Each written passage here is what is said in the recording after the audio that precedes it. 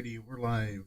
I think I'm a bit behind. I got a phone call while I was trying to set up, and of course, OBS has been slow at detecting the game again.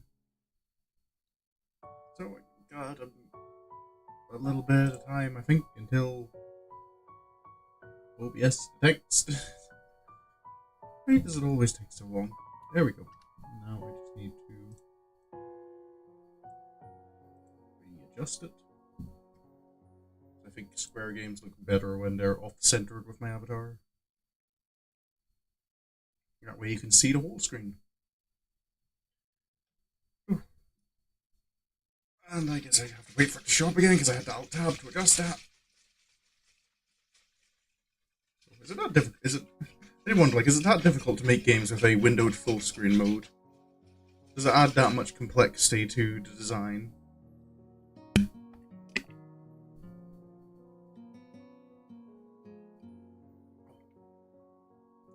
Alright. So, we were in Turin's route. She'd accepted that offer to, like, well, she's not hosting the exhibition, but she's holding. I don't know what the term is, but she's putting paintings together for an exhibition. Oh, and towards the end of the last episode, Hisao confessed to Rin, only for her to kind of give him the "not now, this is a bad time" kind of response, which I think is fair. Like, when you have something important like that to focus on, maybe it's better to wait until after you've done your big important thing before you just start a new relationship. Hisao didn't seem particularly happy with that answer though, but hopefully he has some sense about him. So this is like immediately after, isn't it? Yeah, this is immediately after. The context of Rin. So, let's get right into it. After a night of bad sleep, I go through the day mostly on automatic. I put on my uniform mechanically, do my schoolwork mechanically, eat my lunch mechanically, reply to my teachers mechanically. And thus, when the final bell rings, I still feel as if I had just woken up. My mind feels blank and overcrowded at the same time, and I can't even begin to unravel the tangle of feelings I've gotten myself into. I spend the bus trip downtown staring out of the window, thinking about these things. For a moment it looked like Hisao was wearing glasses in that picture. I think just the way it's blurry and has that cable line underneath his eye for a moment gave me, like, when I wasn't focusing on the picture.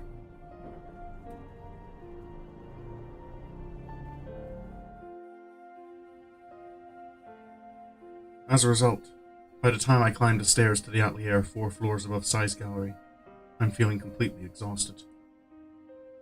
Expecting awkwardness, I quietly knock on the door before entering. I spot Rin at the center of the small, clear area in the room, working on a painting. She doesn't acknowledge my arrival in any way. You say expecting awkwardness, Hisao. Isn't that most conversations with Rin to some extent?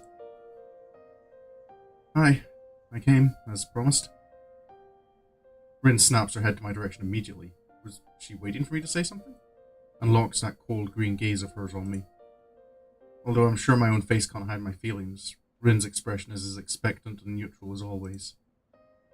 The clouded, slightly absent-minded darkness in her eyes is like a wall standing between me and her. It is the first awkward silence between us that is truly awkward. Yesterday, both of us said something we couldn't take back, and there's no way it can be undone. I want to say something, but Rin forbade me from doing so.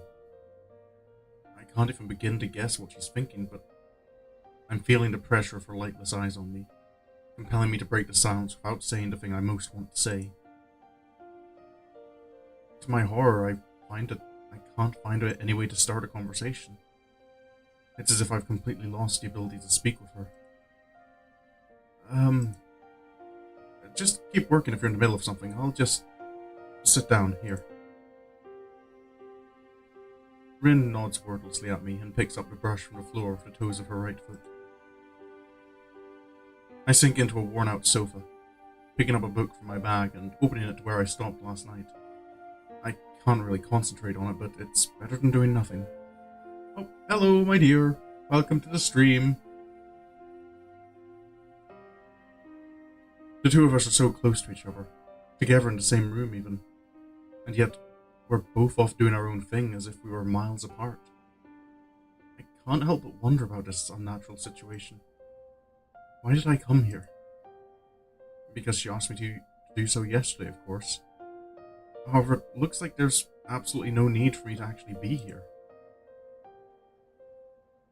It makes me feel awkward at first, but as I recall the previous silences I quietly passed with Rin, I settle down and try to tune into that same comfortable mood I was in back then. Time stretches, then slows down. The pages of my book rustle each time I turn them. After maybe half an hour, or 1 hour at most, Rin breaks the silence, to my complete surprise. Hisao? Yeah? Are you my friend? It's an echo of yesterday, I know it. So, even Rin couldn't just push it aside from her mind. Caught off guard, I answer honestly. I don't... Yeah, of course I am. Don't worry about stuff like that. Come on. Okay. She doesn't say anything further. I feel happy somehow. Several chapters later, I mark my spot, close the book, and put it away in my bag. Getting up from the sofa, I can see that Rin's made considerable progress on her painting. I take a look at it for a bit. It's still not quite finished, I suppose. It looks great. I was wondering about it. Didn't Rin like mention some stuff during the mural about it being like bad luck to comment or even like to look at unfinished works? It's bad luck to comment on unfinished paintings. After that, I quietly leave the studio and catch the bus. Take me back to school.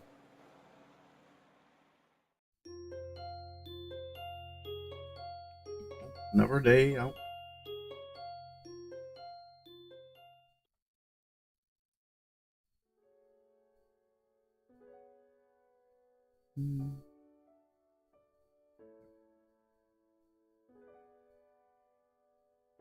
This is the, like, fake tense music, right? Yeah. That, just the back, like, ground bass of that track just always makes me... I think it reminds me of one of the tracks in Final Fantasy XIV, Shell Shocked,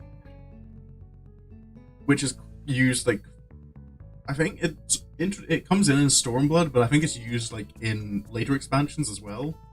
It's kind of like a tense track. It's used in the Potion of the Red bass. I think it kind of reminds me, like it has a similar feel to that.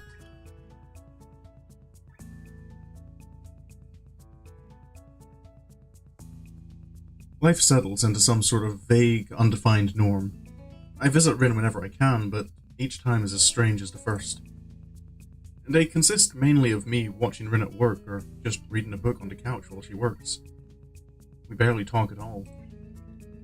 Long, quiet evenings stretch out over the last weeks of June. I sit on the couch in the atelier, listening to the quiet rustle of Rin's brush and my own heartbeat, trying to make sense of the former and forget about the latter. I am a silent visitor in this place. A ghost. At some point I start thinking that my presence is meaningful to Rin somehow, but never end up asking her about it. I don't bring up the forbidden topic anymore either, and try to stop thinking about it altogether. It's hard to do so. It doesn't get any easier with the passage of time. My heart aches every time I look at the awkward figure of the girl I decided I liked, yet who refuses to acknowledge it. I still can't seem to find the right words to talk to her about anything at all, but I find quiet solace in observing her from nearby. The distance between us doesn't feel that huge when I can be close to her, even if it's like this. Rin works like a demon, There's barely a moment when she's not without a brush between her toes, or not walking in circles around her current work in progress, estimating it from every angle and distance. She seems to be completely taken over by her will to work, to change herself into the sort of artist she believes would be worthy of the trust Nomiya and Sai have placed in her. Piles of sketches, works in progress, tubs of oil paint and brushes slowly begin to crowd the small atelier, making it even messier than it was before Rin acquired the right to use it. I offer to help her clean up every now and then, but each time she refuses. It dawns on me that in her mind, the room is not an utter chaos. Rather, her system of keeping track of everything is so elaborate only Rin herself could make sense of it. That's definitely I think that's one of those traits that can be both like ADHD and autism. That kind of like, the mess has a system to it.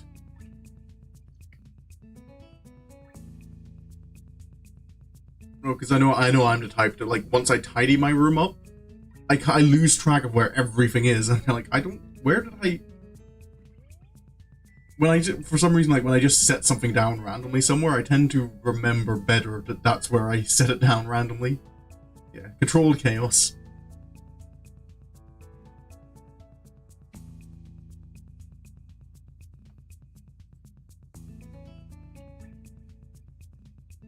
She knows exactly where everything is, from the tiniest brush to that half-empty tube of crimson that's the perfect shade for some picture in progress. Rin walks from one painting to another, looking at them as if not remembering that she made them. She talks to herself, or to the paintings, even when I'm present, always just quietly enough that I can't make out the words.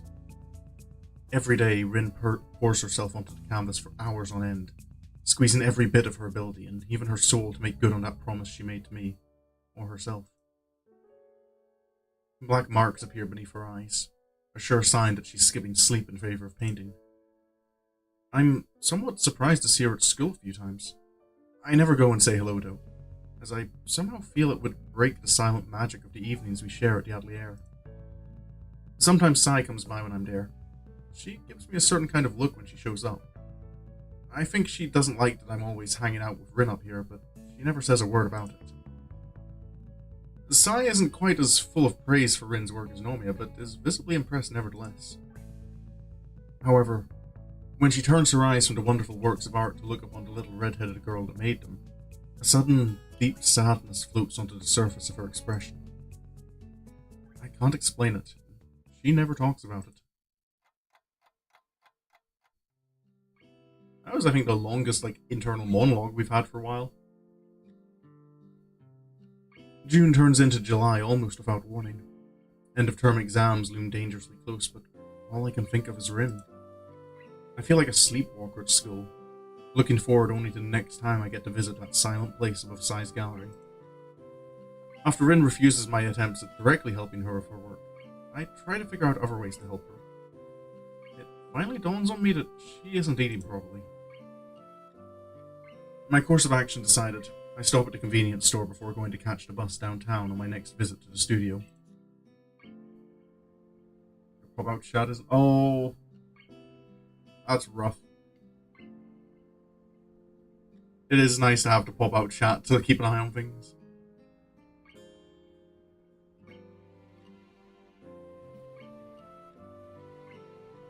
I feel very energetic as I open the door to the atelier and greet Rin. I brought you some fruit. You need vitamins and actual food after all. Do you even eat up here? I do eat. If I didn't eat, I couldn't paint. And why don't you eat a couple of these? I shake the bag full of ripe oranges in my hand in a ploy to tempt Rin into taking a break. To my surprise, she actually lays her brush down and walks over to me to see what I'd brought. Her expression doesn't change at all when she looks into the bag. I can't eat oranges, Hisao. Does not work very well with feet. That's alright, I'll do it. I guess that's what your phone is for. Yep, your phone serves no other purpose but to have my chat up. Of course I knew that. She told me herself after all. I extract the tiny fruit knife I had with me and select one of the round fruits. After making the initial cut, I begin to peel it with my fingers. The strong scent of cut orange rind immediately fills the air as thousands of tiny droplets of oil burst from the skin. That is one of the things I love, is the smell of oranges, like when you peel them. I remove the first section of the hard peel and shoot a glance at Rin. So, how's the work going? I don't know. It's like I'm in the center of some huge mountain of jelly and have to dig my way out. Must be stressful. I think it might be.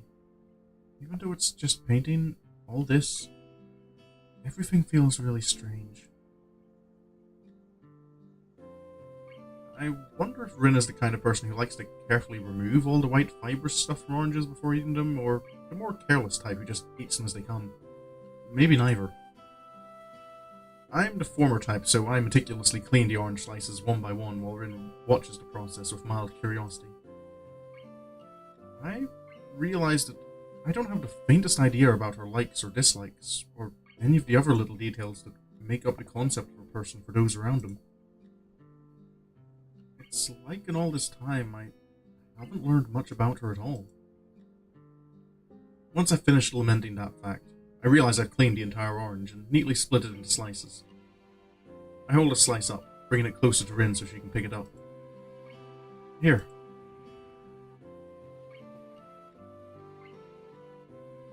I know I'm one who kind of I try and peel like most of like the fibers off an orange, but I'm not as picky as I used to be.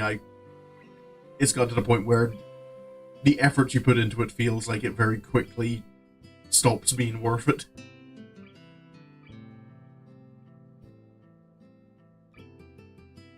She takes it directly between her lips and then into her mouth whole. Her lower lip briefly brushes against my fingertip. You peel off what you can. Yeah, I found like a middle ground that I'm satisfied with for the most part. Rin chews the slice carefully, savouring it as much as possible. I become fixated on the movements of her jaw, the trickle of juice glistening on her lip, the way her throat moves when she swallows the orange slice. After I realize what I'm doing, I turn away, feeling embarrassed about watching her so intently. It's not the same as it usually is. The orange? Painting. Oh. Well, is anything like that ever the same? It is. Sometimes. I think. I don't know what, though. I might be starting to paint differently soon, if this goes on. Well, wouldn't that just be the change you keep talking about? She thinks about it, blinking her eyes a few times nervously. For a moment, absolutely nothing happens, as if time itself did a double take. We stare at each other in silence, only that faint, tangy scent of orange floating between us and the muffled sounds of traffic in the background. And then I pick up another slice and hold it out to her. She takes it from me with her mouth, just like the first one. I didn't think it would be like this. Don't try to take everyone. Yeah. Yeah, but if you can see more white than orange, yeah, definitely you need to... I think I've managed to get, like, my technique with peeling oranges good enough to the point where I don't really have much of the white left on it.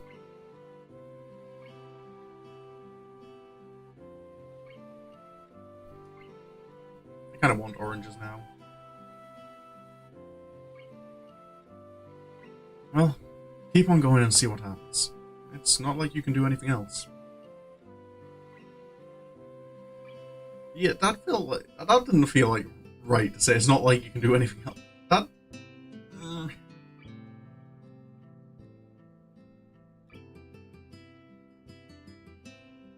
don't know, that feels like it's putting extra pressure on her. Yeah, let's do anything I can do. After that, she says nothing more. In the ensuing silence, I feed Rin the rest of the orange, one slice at a time. I missed the part where Hisao basically complains about parallel play here. I don't know. That doesn't sound familiar.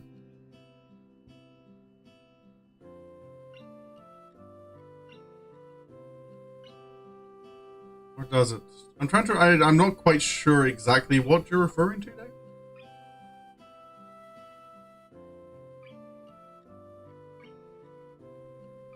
Then I peel another for her, which she eats as well. The third I eat myself, and the rest are left in their plastic bag, which I put on a small desk next to the couch.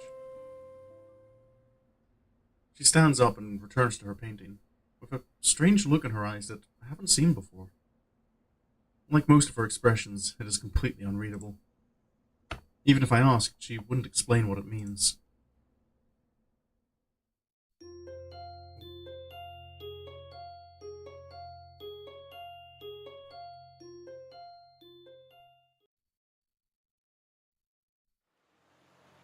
Oh, Sai smokes. Didn't see that. Some days later, I spot Rin and Sai standing together in front of the gallery as I walk down the street toward the gallery. They seem to be talking to each other while Sai has a smoke. Good afternoon. I say this even though it's not really afternoon anymore. I came a bit later than usual since I got caught up doing homework. It's going to be dark soon. Hello there, Hisao. Came to visit the little kitten again. I still don't like the fact you call her kitten. Rin makes a face at the nickname. I guess she doesn't like it. Ironically, the way she wrinkles her nose like that really does make her look a little bit like a cat. Hello. Sai turns back to Rin, continue the conversation they were having. So, in other words, everything is going well enough? Rin makes a difficult expression and turns her face away from me for some reason.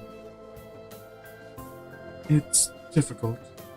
It's like I'm missing something, but I will do it. Work hard and it'll be fine. I'm going to have to start working on my part of the preparations. I need to do a sales catalog, invitations, decorations, advertisement, and so on. I need the names for your works, and we also need to think up the general theme for the exhibition.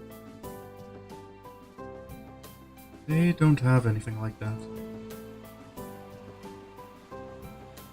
I'm not very good with words, so I don't use them.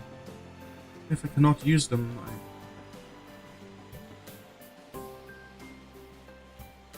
If I cannot use them. I mean, sometimes I have to, but I think this is not a time like that at all. You don't like naming your works? I don't like it. Well, I guess it's hard to come up with a good name for something like this. Rin shakes her head vehemently. It's not like that. It's like if I paint a cloud and call it an octopus. People will think about it differently than if I paint a cloud and call it the end of the world. That is... yeah. That's a point. Like, if... like, and it can work, like, both, like, well and not. But if you have a picture that's more abstract, what you name the picture will influence what people think about it.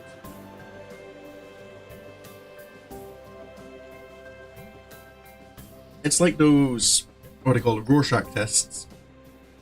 But if someone, like, gives you an idea of, like if someone, like, hands you a Rorschach test and says, oh, doesn't this look like X to you? You're more likely to interpret, that you're more likely to see what they're talking about rather than what you would see yourself.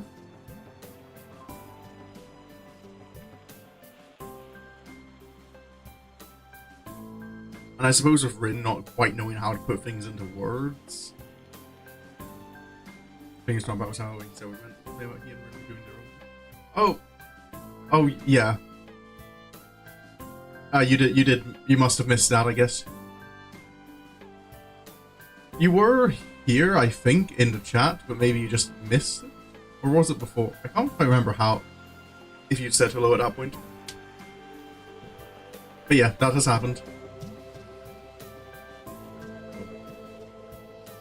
Clearly that kind of just body doubling thing isn't something he sounds quite comfortable with yet. Well, he seems to be getting okay with it.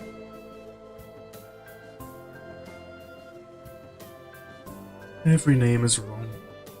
Nothing ever explains what I feel like when I make a painting. It's not a word thing. The only thing would be to come up with new words for everything, but would it help at all? No, I don't think so. Then the paintings would just go with unnamed number 1 and so on. It's a bit inconvenient, but that's no good. Unnamed means you just didn't come up with a good name. An unnamed is a name. Like that Greek guy with the sheep and all. Sai thinks about this for a while, furrowing her brow as she keeps looking at Rin's serious face. So you're saying your artwork should be completely without labels? I think that's what I'm saying. Sai lets out a dry laugh. The kind old ladies who smoke too much always seem to end up with. Well, let's hope your art will never end up in a museum. The curators would explode. She takes a contemplative puff on her cigarette, which is worn down to not much more than the butt.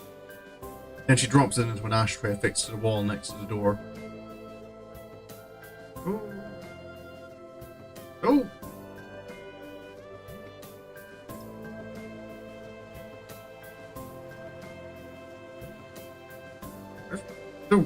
Maybe outside the like in front of the property counts as private property?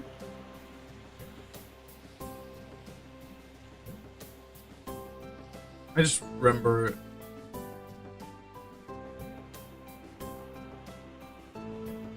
I thought you had to be in a designated smoking zone when you were in Japan. At least in public. Then again, it could work. What do you mean? This namelessness, this rejection of labels, it works. It's a good unifying theme and something people can grasp onto easily. Allows for a lot of room for interpretation. It gives a good impression. Think about it. All sorts of associations can be made, starting from identity and self-definition, all the way to whatever you want to think about it. We could call your exhibition Nameless and build it on that theme. How does that sound? Rin thinks about this for a while. I'm not sure how Sai managed to get so fired up by Rin's reluctance to apply names to her works. It feels like she might be extrapolating too much, but it's a pretty impressive sounding idea. And it still does kind of like one of those things that bothers me about art like that like is interpretive. Because again, like if art can mean anything, then it doesn't. If a single piece of art can mean anything, then it doesn't mean anything at all. But also from the way Rin talks about her work, like her work does have a correct interpretation. Rin just doesn't know, like doesn't think words can convey that. I don't think it's a bad idea. For what it's worth, I have to say it sounds pretty good to me too. Sai reaches into her pocket for another cigarette, lighting it with a neon green butane lighter. Her forehead wrinkles, and she rubs it as she appears to furiously think more on the idea. She doesn't say a word for a little bit, but every now and then she takes a sharp drag from the cigarette. Yes, I think this would work out pretty nicely. I'm going to take this as a starting point and work from here. I'm going in to work on this. You go back upstairs and try to find your missing ingredient. I'm sure it'll come to you sooner or later. Rin doesn't reply, so Sai takes one last long pull from her cigarette and drops it into the tray, to join with others of its kind.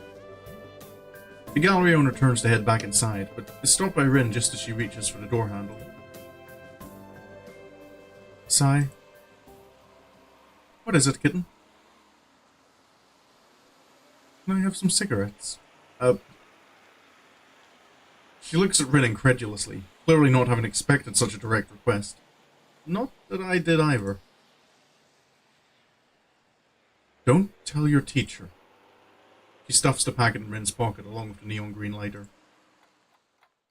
Uh, those ain't good for you, Rin.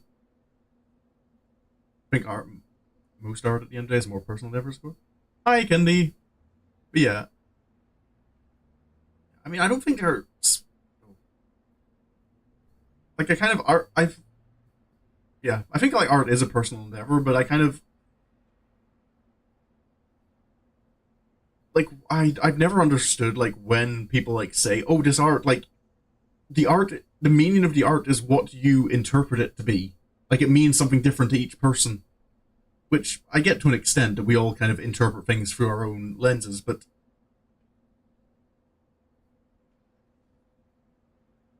you know, like if art doesn't have a correct interpretation, then what it feels like the artist was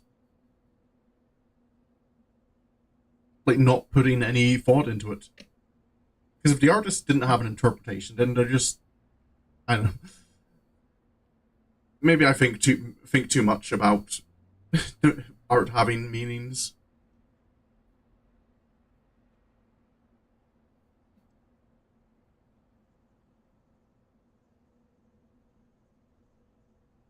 Yeah, I just it's never kind of clicked with me the whole idea that this means what it like this piece of media means whatever you interpret it to mean. It doesn't have a set definition that someone can tell you about. Anyway, concern at the moment is I do hope Rin is not actually planning on smoking and has some other reason for wanting the cigarettes.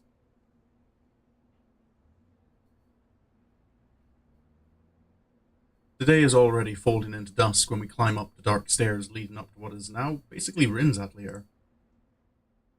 As we go inside, Rin doesn't seem to be able to settle down. She keeps pacing around the room like a caged animal, looking through the skylight at the burgundy-colored dusk. The last light of the sun's advance across the sky reflects from the clouds floating over the town, filling every corner of the atelier with a blazing orange light. So, painting is going well? She blinks, then relaxes her muscles. I didn't even realize how tensed up she was until now. Not really. I haven't painted in 3 days. I'm going in squares. Circles. Don't correct her. Rin has her own way of thinking. If you say so. I tried doing things a bit differently, but it doesn't work. Now the old way doesn't work either. Humans for accents, what I mostly say.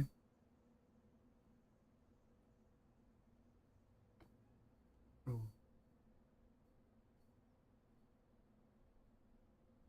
Yeah, well, I think that's not. What I'm talking about, Kendi, is like the intent behind it, not necessarily like the art itself. Like my problem is when like they're the artist or like critics talking about the art, like kind of say that, oh no, it's not meant to have like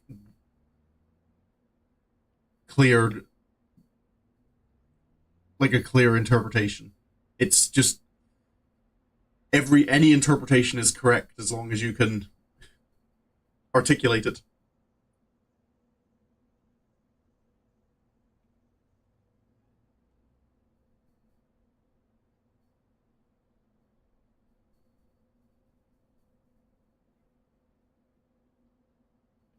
Because I imagine even probably a lot of art that does seem like abstract from an outside perspective to the artist probably they had something in mind when they did it. And I feel that's like the case with Rin. It's not that she doesn't label her works because like there isn't something they could be labeled with, but just that what she would label them with isn't something that words can convey. It's not abstraction for the sake of abstraction, I suppose. Nah, I'm rambling on topics I am not qualified to ramble on. Rin's response gives me pause, since, as usual, I can't exactly understand what she means. Although, really, I shouldn't have expected anything else. She either says nothing at all or too much. Trying to comprehend and follow her train of thought feels like wading through the jungles of Borneo equipped with a wooden spoon and a map of Hokkaido. It's annoying how her thoughts are both laid out in plain sight and hidden from view every time she opens her mouth. What more? You said that to Sai as well. A missing ingredient? I think I have to destroy myself. Okay. That sounds unnecessarily grim. What do you mean? Rin's shoulders slump and she turns to face me directly. I have to change. I've tried, but this is not enough yet. I have to destroy myself first, I think. That's a concerning idea. Just to be clear, you are speaking metaphorically, right? Like learning to paint from scratch again, or whatever, so to speak? She shrugs her shoulders as if there's no difference. Root wants you to think it's the most cerebral of the bunch. Oh. There is no difference. Mm, yeah, my concern just would be, Rin, that you're thinking, like, physically destroy yourself. Oh, that's... Never mind. So, you're going to start by smoking a cigarette? For inspiration? Maybe. I've never tried this before. Have you? No, I can't say I have. Angst at all. Still, I'm not really sure if having a smoke is the best starting point. She responds to my words with another nonchalant shrug. I open the cigarette pack and look inside. It's almost full. Smoking is bad for you, but that's the idea here, I guess.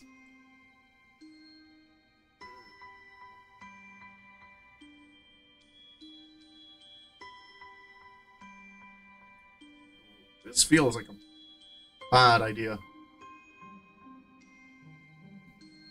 Like, especially if Rin does have some level of ADHD, because I know ADHD does come with a proclivity to addiction.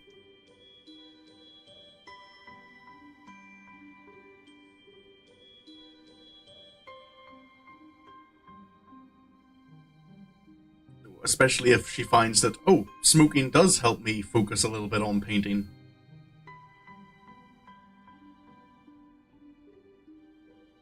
And then it becomes a crutch. Yes, I need to do something. I want to paint. I need something more. So, okay, fine. What's after smoking a cigarette then? How do you intend to destroy yourself? Rin thinks for a split second, averting her gaze like she does when she doesn't want to get distracted. I don't know yet. I'll decide later. Rin bends down to pick out a cigarette from the end. She raises her head with one between her lips and turns to me, eyebrows curved into two arcs, challenging me to respond. Okay, we're just going along. I was wondering if there'd be a choice here, but I guess Hisao's just going along with it. No. Yeah, I'm just not. I know partly. Remember knowing how often she avoids eye contact? Yeah, eye contact is awkward. No. You know, my personal feelings are getting in the way here because I really am not a fan of smoking.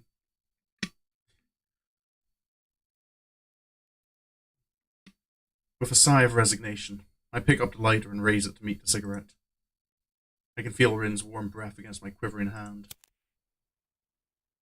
The flames flicker. The flame flickers to life on the third strike of the flint. I try to aim the dancing fire at the end of the cigarette. Rin does know, like, how to smoke, right? Because isn't it? Don't you actually need to kind of know what you're doing?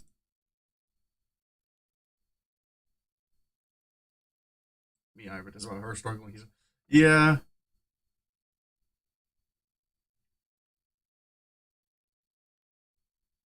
An amber-coloured glow spreads into the wrapping paper and tobacco as Rin inhales the first smoke. It seems to relax her significantly. To my surprise, she doesn't cough, despite telling me that she's a first-timer. Rin seems to remember that it's hard to blow the smoke out without spitting the cigarette out as well. She quickly sits down on the floor, bringing her foot to her lips like a circus contortionist, and expertly picks the filter between two toes. I get down on the floor as well, and we both lie down almost simultaneously, while Rin blows a steady stream of smoke towards the dim sky beyond the glass of the skylight, looking after it thoughtfully. The thin haze of steely blue smoke slivers towards the ceiling in fish-like movements. It billows in the stagnant air of the atelier, twisting and turning around its own immaterial body until it dissipates in thin air. What's the word for smoke that looks like that? There is no word for that. We should maybe come up with one. Maybe. Rin takes another quick, experimental drag. It's not very tasty. Feels like inhaling the dust lying on top of a forgotten book about the memories of a dead kingdom. That is something I'm trying to remember. Like, I've seen another character who does stuff like that in an anime, I think. That uses like very specific analogies. And I kind of always like it when. No. Yeah, I just find it amusing. Do you want to try? My hesitation unintentionally surfaces again, making me freeze in the face of a rather trivial and commonplace challenge. Rin's ability to take everything so coolly is something I'm a bit jealous of. Oh, we're going for it. I was about to say... Yeah, I know, like, cigarettes mostly affect your lungs, but if you have a heart condition, I still feel that the nurse would not be happy to learn this. Taking it from her, I have a drag on it, fighting against a sudden choking feeling in my lungs as they fill with smoke. To my embarrassment, I fail, wheezing and hacking my lungs out. I feel flustered, but maybe I haven't lost too much faith in Rin's eyes.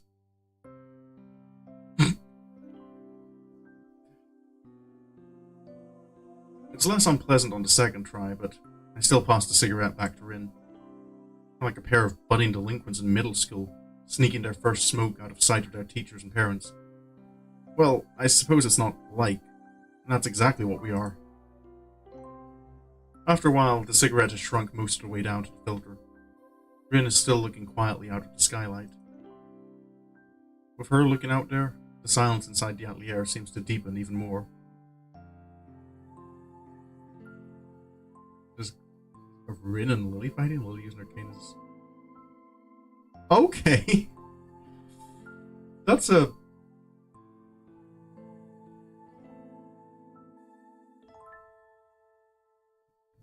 Why?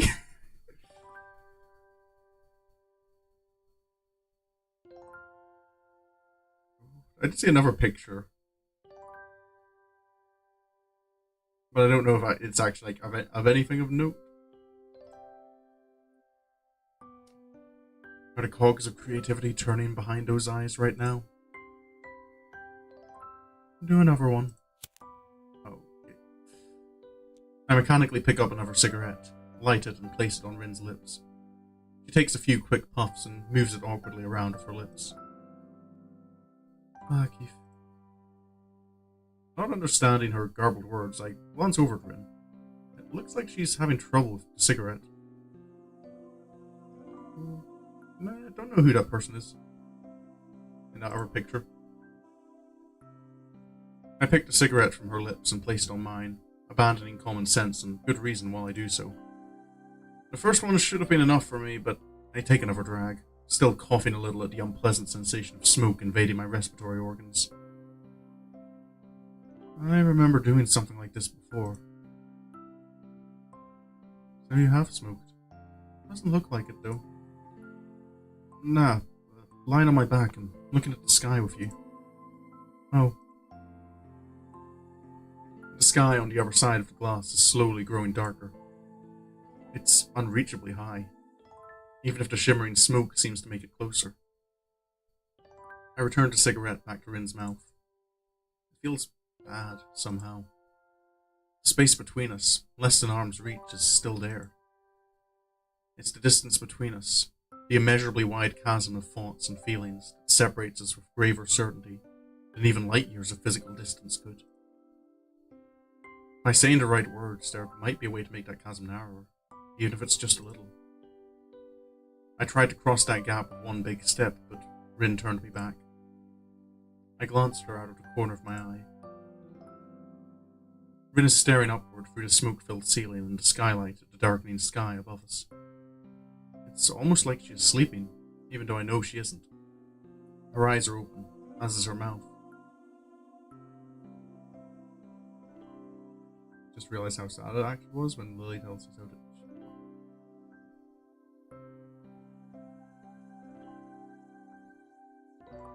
Oh, yeah, I suppose it comes back like when Rin had like her big like panicked monologue.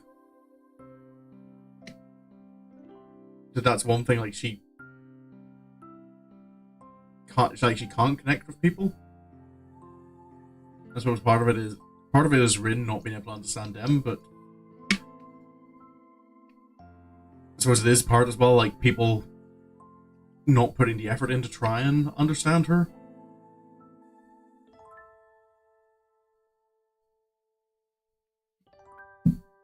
I take the cigarette from Rin before it falls on her cheek. She doesn't react to my touch in any way. So, this is where we are now. I wonder if we can ever be closer than this. I take a drag of the cigarette and blow a thin stream of smoke upwards. These indirect kisses are the only thing that connect us right now. The taste of Rin's lips on the filter, mixed with the ashen taste of the smoke. Her soft lips against my fingers as I pressed the cigarette on her mouth, as if she was placing kisses on them. The ash, softly falling on the floor between us like snow. Communication is really vile for something like that. Yeah. So even though like Hisao says that like it's as hard to understand like Rin's body language and her expressions, that for like Lily can't really see that. So I suppose maybe she has the feeling that maybe there is something I could understand if I could only see her. Hello, Ozen. Welcome to the stream. Yeah, no, this was recommended to me fairly recently by Munir. So I've been just reading through on Mondays and Wednesdays.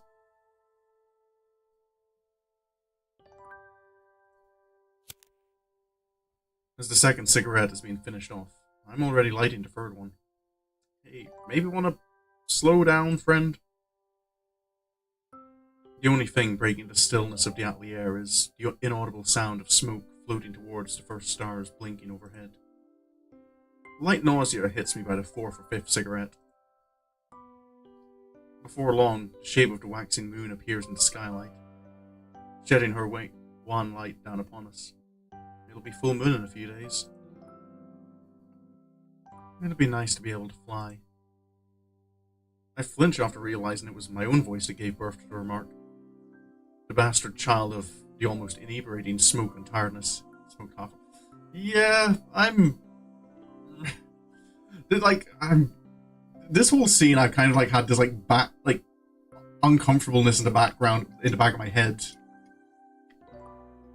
Like, yeah, I really am not big on smoking.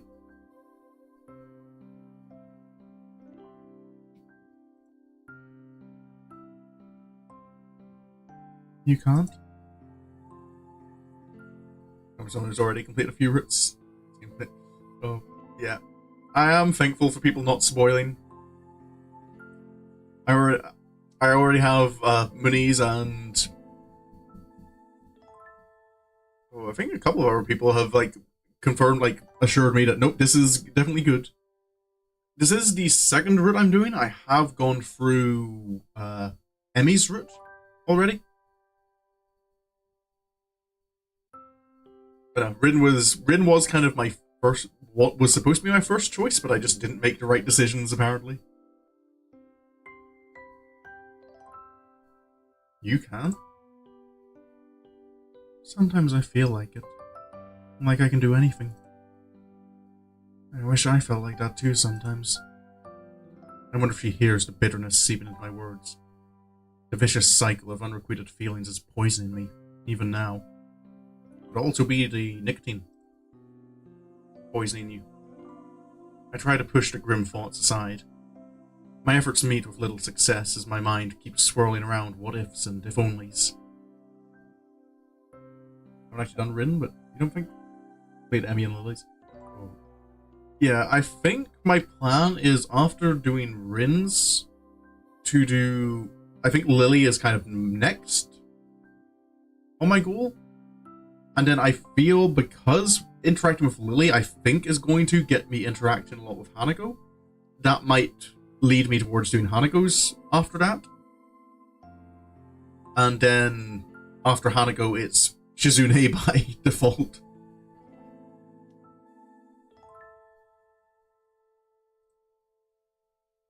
Watching the moon slowly creeping higher, I realized that a long time has passed since I came here.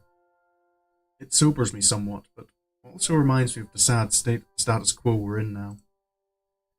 It's late. I'd better get going back to school. Is Hanako's peak rating? Oh, I'll have to see. Hanako, partly because you just don't interact with her much in Chapter 1, I haven't really found a hook in her character yet to get me interested in her.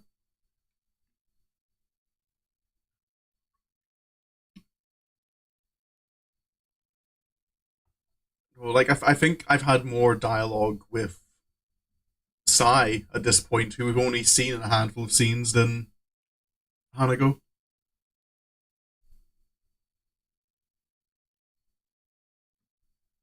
I stand up to leave, but Rin doesn't show any sign of rising up from the floor. She lies inanimate, as though all life had been sapped from her. Little wisps of smoke float about her, memories of the cigarettes we shared. I grasp her by her short and thin arm and try to pull her up. To my surprise, she complies and stands up with some help from me. What's your favorite scene thus far? Ooh, my favorite scene? That's because there's been quite a lot of scenes.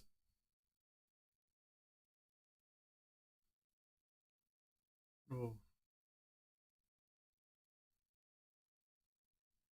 I'm trying to think like if there's like any that's like stands out the most in my memory.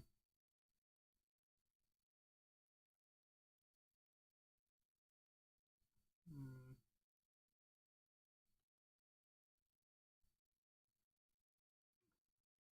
I feel that like going out to the hilltop with Rin, like where she has her kind of monologue, stands out quite a bit. What you know, when you've enjoyed, perhaps made. Yeah, that's kind of. Oh, oh. No, I did quite. Yeah,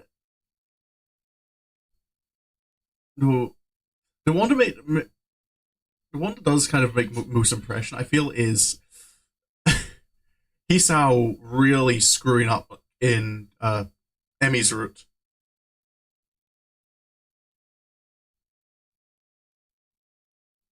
So, and I kind of wish it hadn't happened, but it was good getting to have him like see that realization, have that moment of self realization that yeah, you need to go and apologize.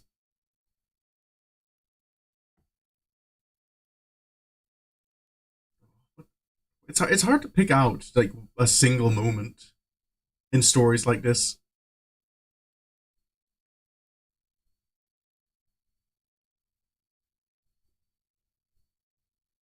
You were teetering close to a bad. Yeah, I'm aware. I'm aware. I was very close to the bad end. Oh, okay, I didn't know I could. Oh, well, thank you for the subscription, Ozen.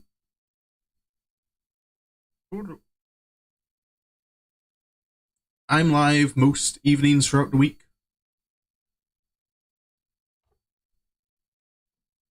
So yeah, I'm kind of alternating between Hisao drove me nuts and oh no, am I gonna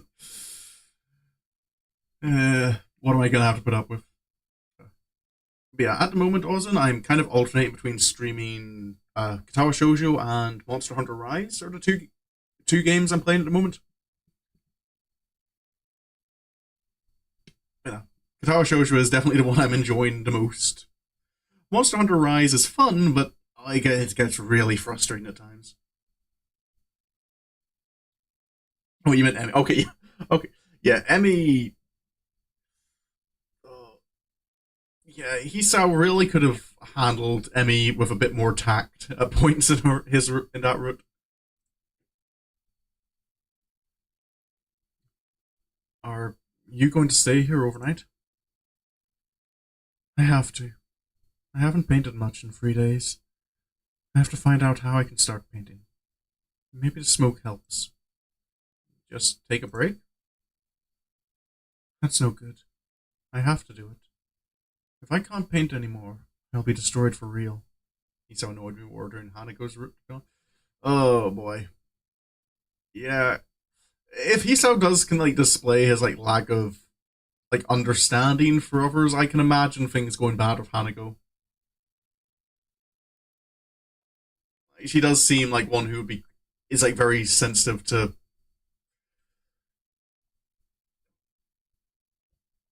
Like, she does seem like she's very much handle with care kind of personality. Maybe you're just burned out. You've been working pretty hard.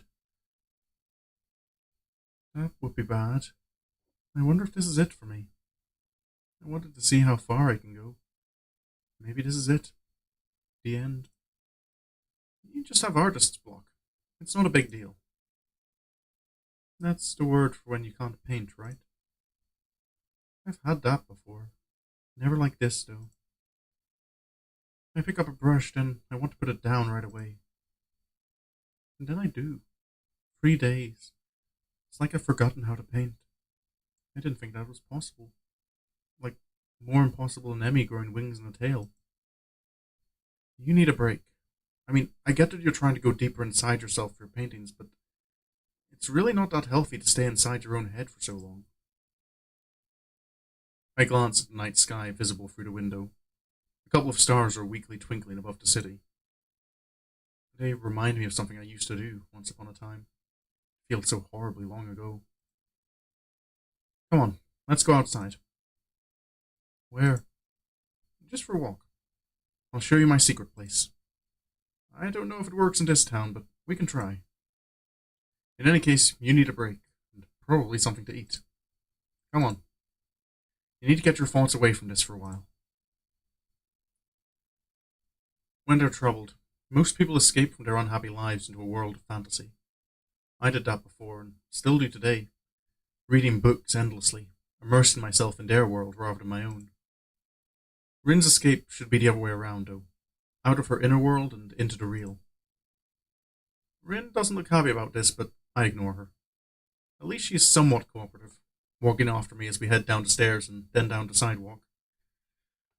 To be fair, well, I'm not always a fan of like people like forcing social interaction on people. I feel in the case of like when someone is, because I know myself being ADHD, that it has been quite helpful sometimes when other people have gone kind of, nope, you're coming out, you're going to do something today. We're not taking no for an answer. And sometimes having that push where it's sometimes helpful to have the choice taken away from you.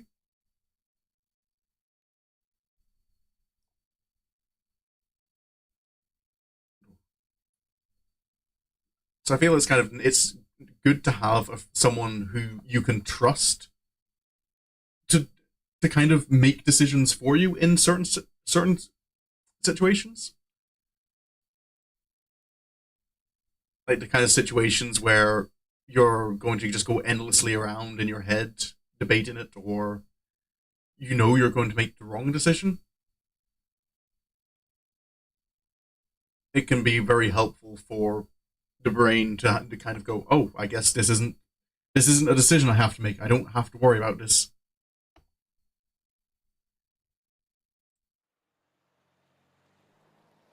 Night has fallen upon the town. It's a gentle summer night, smelling of flowers and hot asphalt. The sunlight is replaced by shiny neon colors and bland yellow streetlights. The air is easy to breathe, as if the air pressure was noticeably lighter than usual.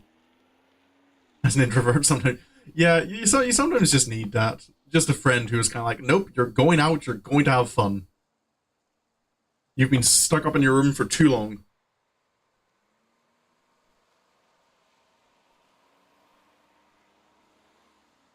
The feeling of daytime in the hot summer has lasted long into the evening and night. I grab Rin by her sleeve like I've seen Emmy do, and to my surprise, she obediently follows. The pale streetlights fight against the all-enveloping darkness as we walk together, the guide and the guided, although neither knows the destination. But it doesn't matter. This is the one moment where the usual silences that have become a ritual between me and Rin at last fit perfectly. Cousin invites you to go out to things to get me to go outside. Yep. See, it's good to have people like that in your life who are kind of like, no, you need to do things. You can't just shut yourself inside.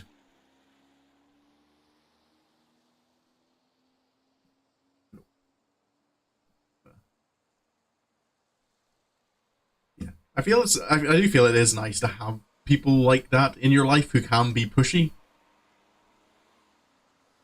Like, there's definitely a lot. There's definitely a sweet spot between being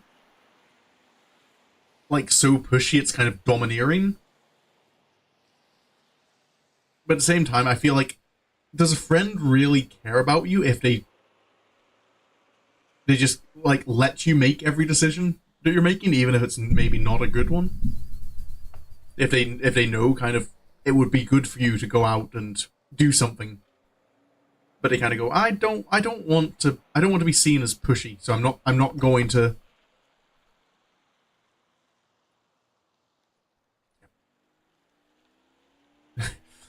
I just feel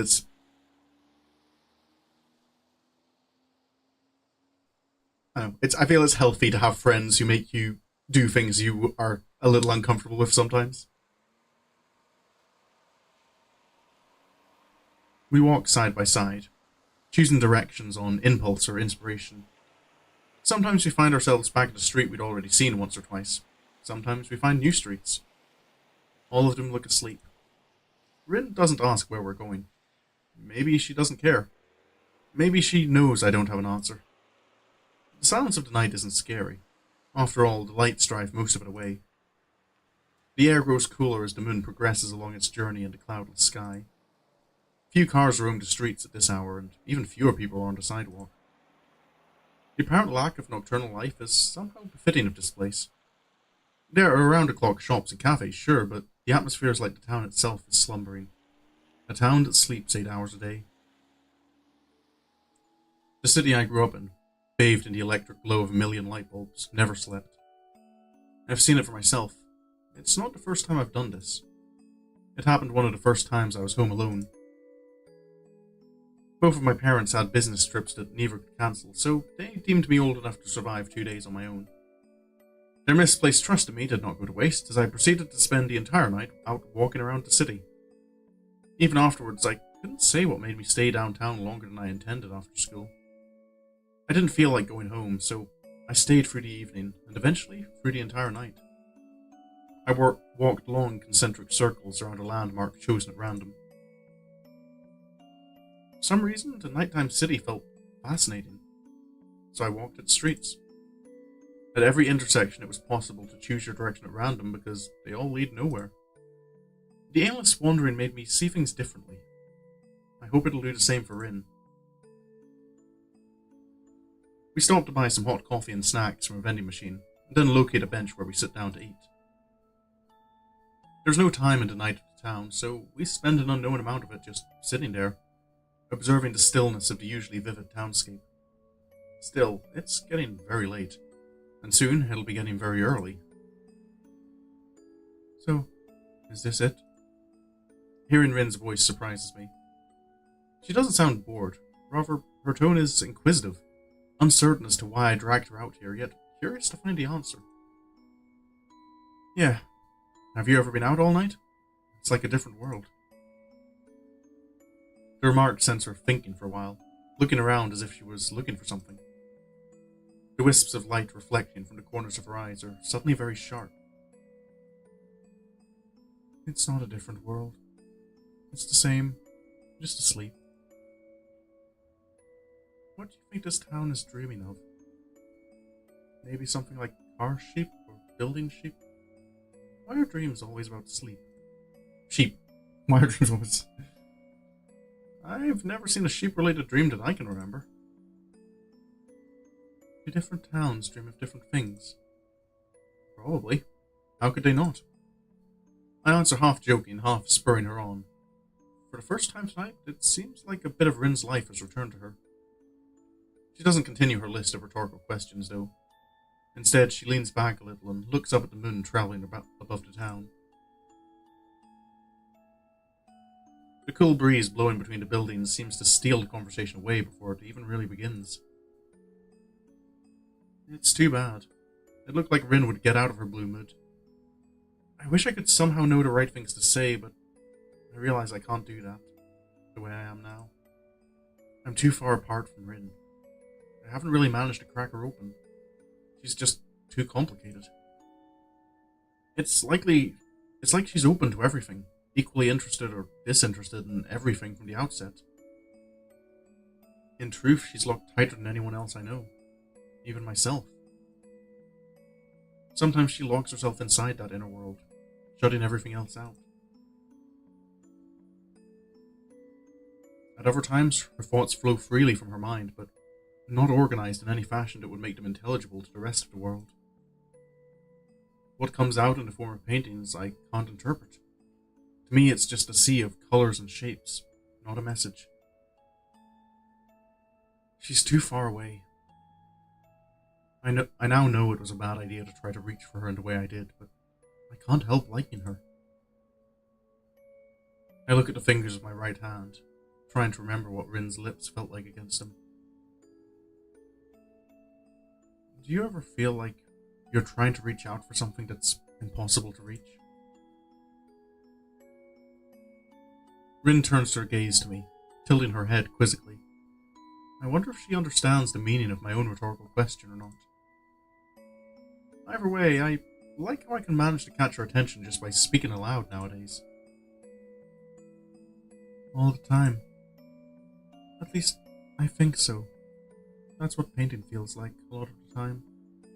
Or all of the time. I don't know. Sometimes I get the feeling that I can really paint what I want. Sometimes it feels like it's just another shadow of me. Like a mirror that doesn't work right. Like talking?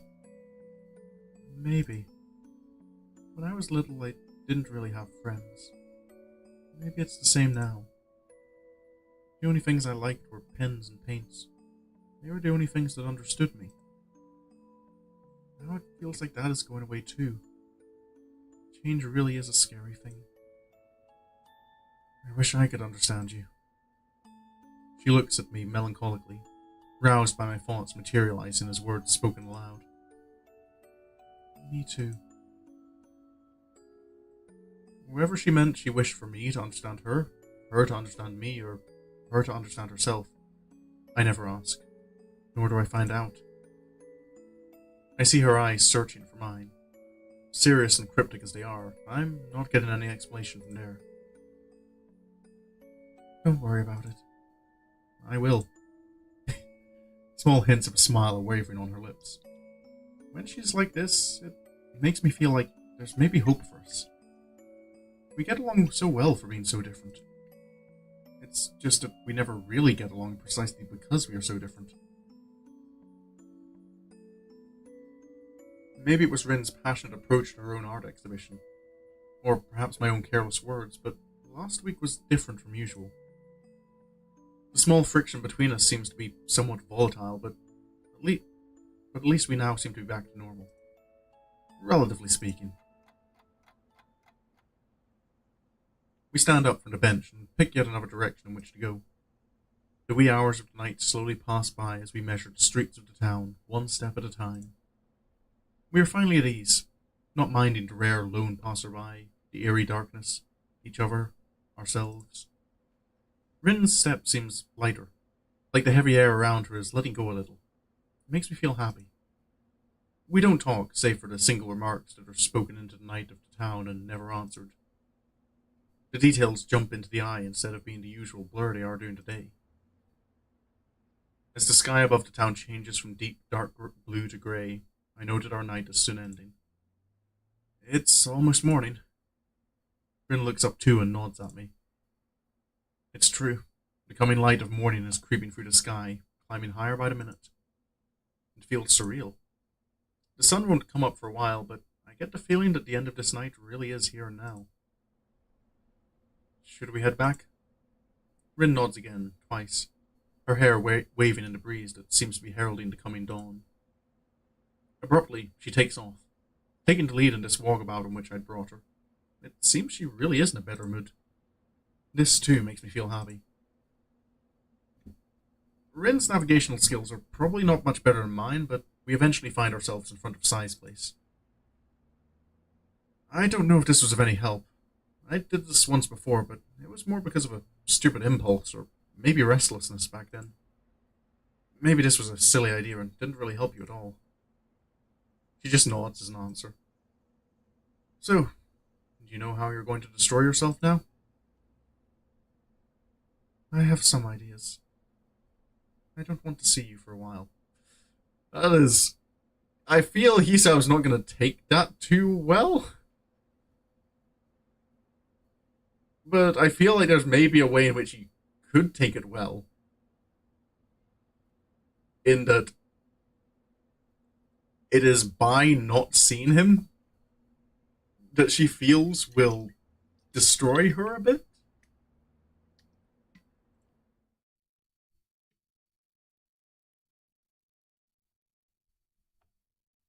Don't come and see me. Do something else. Her ultimatum catches me completely off guard. Yep.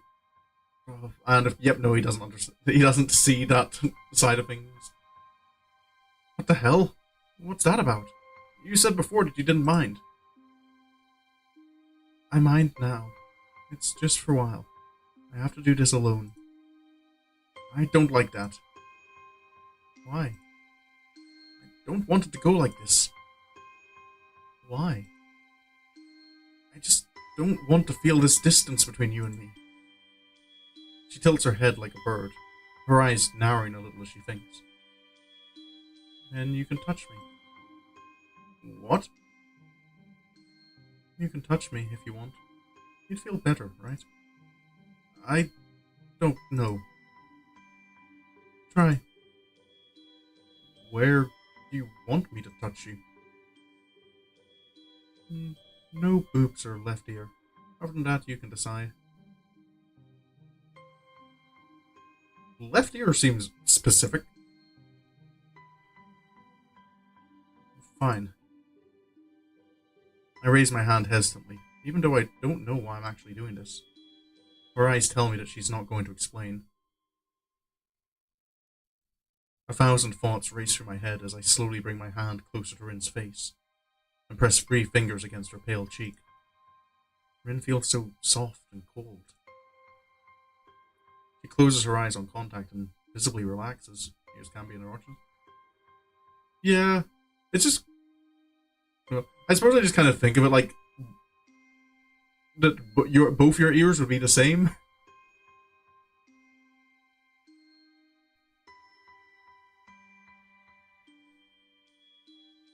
It wasn't so much the ear thing as it was the left part of it.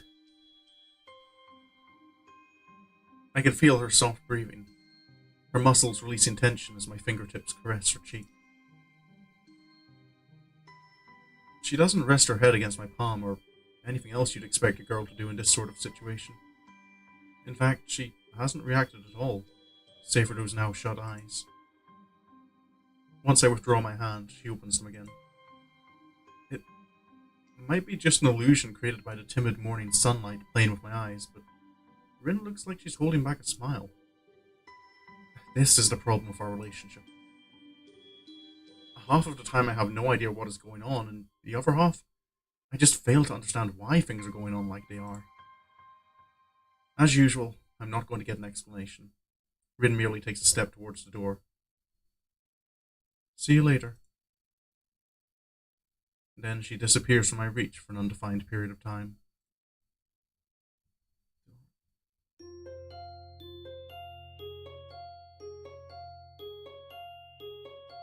You need to have patience, Hisao.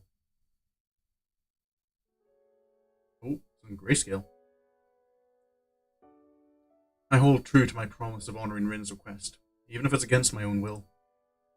I try to redirect my focus into my studies, but end up zoning out during classes and doing only the minimum amount of work required. Still, I start looking into my post-high school options a bit more seriously. I pore over university brochures and various career paths. I think that's the wrong spelling of pour, isn't it? Isn't, like, pouring over something supposed to be like P-O-U-R? Because P-O-R-E is like the pores on your skin.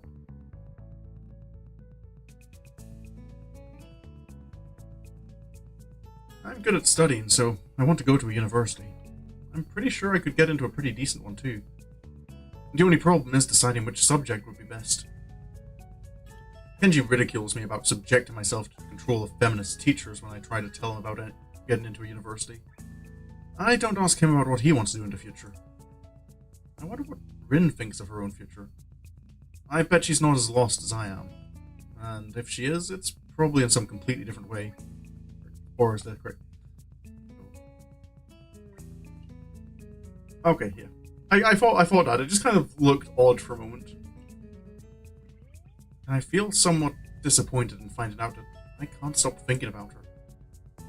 Her request makes me worry about her and think about her, more than I did when I could go and see her when I wanted. It bothers me that I can't. As expected, I eventually crack. Late one afternoon, I get on the bus heading downtown. I try to avoid explaining to myself exactly why I'm doing this, and keep thinking about other things for the entire duration of the trip. After a 5-minute walk, I'm standing in front of the gallery. I walk past it to the door of the atelier, but at the last moment I lose my courage and continue on all the way to the next corner, at which point I turn back. Will Rin hate me if I go and see her? I wonder what she's like when she's angry. I've never seen her angry. The worst thing would be if I actually ruined something by going to see her, like she seemed to imply would happen. But there's no way that can be true, can there? It's just one of her quirks. I walk back down the street and end up passing the atelier door for a second time. Only this time, as I continue all the way to the gallery, its owner is standing just outside the door, watching me. I thought that was you. What are you doing? I really don't want to explain the circumstances between Rin and me, so I get flustered and end up mumbling something unclear. She takes stock of me and then sighs deeply, looking rightly amused somehow. I hope she didn't misunderstand. Would you like to come in? Your teacher's visiting. We were discussing Rin's exhibition. Thanks for the invitation, but I really should... Don't be shy now. Come on in. I follow Sai inside, finding that our art teacher indeed is there. Nomiya is standing at the big desk, contemplating what looks like an invitation card. Look what the cat dragged in. Nakai! Hello there, my boy! He doesn't seem to be at all fazed by my appearance. So, how do you like the invitations? I glance at them quickly. They're kind of fancy, with one of Rin's paintings printed on the front cover in shiny gold writing. They look fine to me. They're magnificent. I absolutely love the design. And the embossed gold lettering. Fabulous. Good print work too. You have to tell me where you get these done. What does Rin think? I haven't asked. She said she'd be fine with my decision anyway. Nomiya laughs boisterously, still turning the gold-lettered card in his hands. That's my girl. She wants to focus on the essentials only. Good for her. Her work is progressing well, too. It seems she's found new inspiration. I think she's been sort of weird lately. It's like she's wrestling with something. With herself, probably. It makes her confused. She said she had a hard time painting the last time I saw her. It seems to be resolved now, however. You know she practically lives up there now, right? Sai makes a simple gesture with her hand, as if sweeping my question aside. Sure. Don't you think that's weird?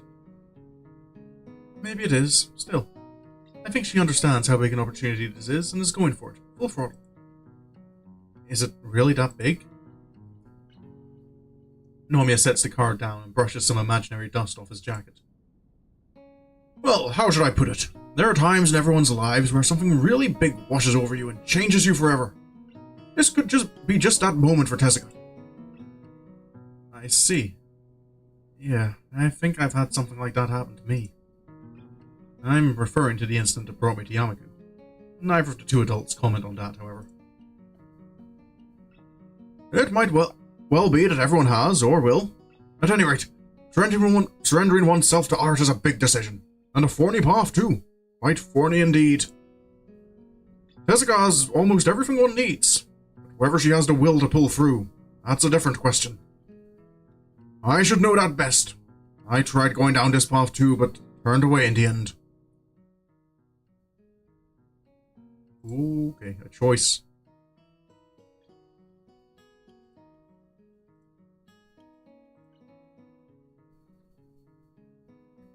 I don't understand what he's trying to say.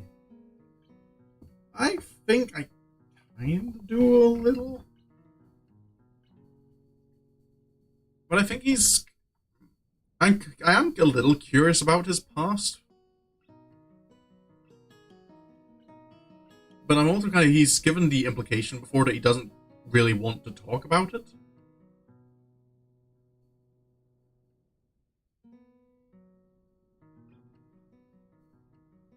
And yeah, I do feel Hisao would be focusing more on Rin than Nomiya. Is that why you're being so supportive of Rin? Because you know it's hard? Sai answers me instead of the art teacher. Maybe. Partially. Does it bother you? Well, no, I'm not saying it's a bad thing either, I just don't get it. Like the Atelier, it's an amazing place, but it's not been used in who knows how long, and now that Rin came along... 17 years and 4 months. I raise my eyes to meet Sai's. The calm, calculating stare, not unlike Rin's own, is fixed upon me. Nomiya's usual smile has suddenly died too. It feels like the air pressure in the gallery has suddenly dropped, along with the temperature. That is how long it's been since someone worked there. Oh. I don't think we've heard that music before. I guess there's a story to everything. Sai crosses her arms with a quiet sigh and leans against the table. The Atelier belonged to my husband. He was an artist too. He lived up there. Well, we both lived up there for some time after we got married. We actually met through him, as a matter of fact. That's right. Anyway, we were young and foolish, or at least I was. We were studying art at the same time. Art history for me, painting for him. Music mainly plays when something tragic is happening. I can feel that. And, as he just said, this was about the time I met your teacher. Anyway, I fell madly in love with this person, or maybe with his art. He was brilliant. His genius just shone so brightly whenever he put a brush to canvas. Her voice takes on an almost reverent sort of tone as she reminisces about her husband. I look at her hands and notice that she's not wearing a wedding band. And on top of that, she keeps speaking in the past tense. He really was the kind of artist who would make history books, one with a direct line to God. That's what I thought anyway. Silly, isn't it? I think we all knew that he was something else back then. Even the teachers. That genius. Well, I'd say it consumed him. Everything. Absolutely everything was second to art. Be it social life, getting a job, or even me. It just wasn't as important. It seems that artists can't look at their work as just a job, you know? It's something more fundamental to them. It was hard to live with a person like that. Hard to be married to a person like that. She takes a pause and looks to see if I understood. I guess the point of this story hasn't emerged yet. That, or I've missed it. So, how did you cope with it? My question, probably the exact one she was waiting for, draws a dry chuckle out of her. However I could. Sometimes it was hard. Sometimes I fooled myself into believing he would change. I pursued my own things too, so it was easy just to let him be. It's not like you can stop an artist from painting if he wants to paint. Plus, being with an artist is fascinating. I can't say that I hated it. Art schools are full of all sorts of posers and pretentious schmucks, but true artists are lovely people in general. I think that's why your teacher has taken such a shine to our little kitten. She really has the makings of an artist, and a good one at that. She wants to paint. She must paint. Quite so. She's the best student I've ever had. It's just about her finding her own way now. Maybe that's why I wanted to give her this chance. If she goes to an art school, it'll be good for her. Artistic expression is about finding one's own place to be, your own limits, and then working with that, to expand them, to break them, whatever works best, but you have to know the limits of what you can do. Anyway, long story short, my husband was a person without these kinds of limits. A unique... Ununique? Ununique? Ununique? That feels wrong.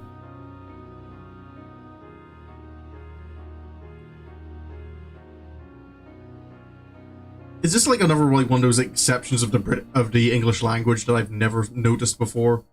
But I know it's kind of you use an instead of a when the next word starts with a vowel. But an unique? That just doesn't... It's an a unique, right?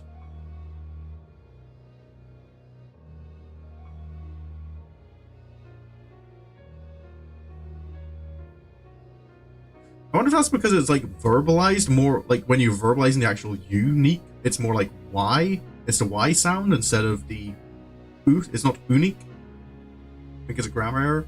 Yeah, it is. I'm just kind of like trying to figure out like what rule of the British language, because normally you would put an in front of you. But I suppose it's more about the vowel sound, isn't it, than the vowel. I'm getting distracted by grammar. But a human being can't endure a thing like that. He died young. After he was gone, I couldn't stand the atelier anymore, and tried to forget it. That kind of thing happens. An is incorrect here, A in this context with no singular person. Oh. I just think an unique just doesn't sound correct in any situation.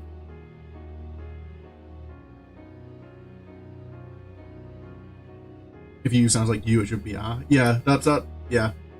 I think it's because it's not a U, it's not the U sound, like, say, like, unknown, like, it's not a. It's you. Yeah. English. You could say that his flame was bright but brief. Her story comes to an abrupt end, but it doesn't seem like she's going to go any further. Nomia toys with the invitation cards lying on the table, as if doing something just for the sake of doing it. But what if What if Rin is like your husband too? What if she's a person who has unlimited potential? Sai's hand twitches, and I see once more that sad look welling up in her eyes. It's the look she gets when she watches Rin. The look by which she remembers her husband. I doubt it. Sai stands up and digs in the pocket of her jacket for a cigarette and a lighter. Her hands are shaking. I'm going out for a smoke.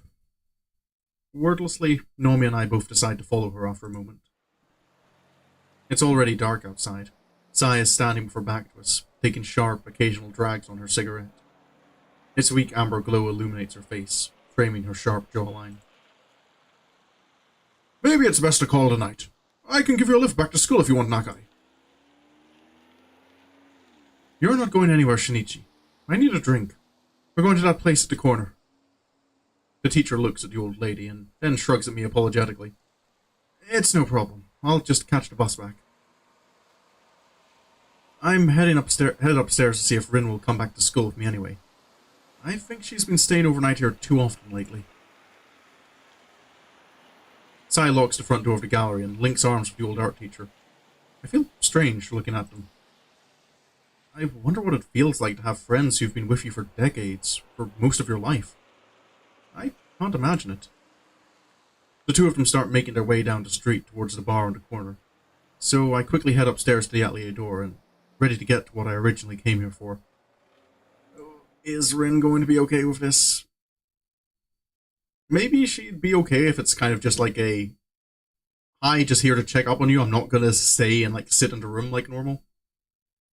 I climb upstairs and enter carefully.